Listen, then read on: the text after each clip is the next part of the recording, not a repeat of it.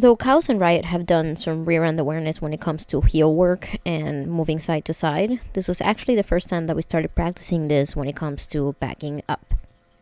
To work on this behavior, you're going to want something that your dog can target with their back feet. In this case, I'm using a Kato, but you can use a piece of plywood, you can fold up a yoga mat or a towel and use that as well. It just kind of depends on what you have available. You want to start relatively close to the target, ideally just 1 or 2 steps in front of it.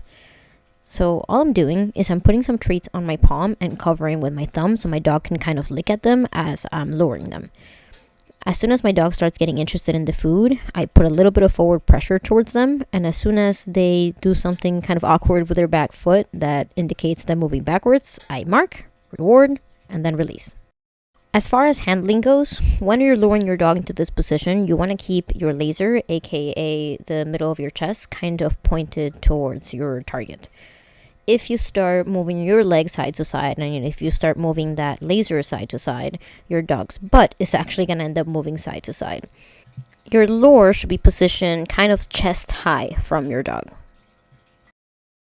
You want to keep that lure right in between your legs, and as you put that pressure, when your dog puts one of their back feet, even if it's just one of them, onto that target, you mark, you reward, and you release.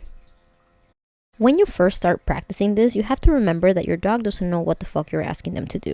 And this kind of movement is pretty awkward to them, as dogs just don't naturally walk backwards.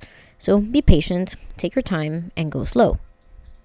When people teach this behavior, I often see them rush towards their dog way too fast, making the dog a little more intimidated or making their butt kind of swing a lot to the sides. So you want to make sure, like I said, that you're staying kind of squared off in front of that target. This is why I was talking about that laser. And for now, don't get too picky too fast. Any kind of awkward movement that your dog does towards that target or eventually puts their either foot on that target, we want to make sure that we're marking and rewarding. As your dog gets better with the behavior, then the criteria goes up.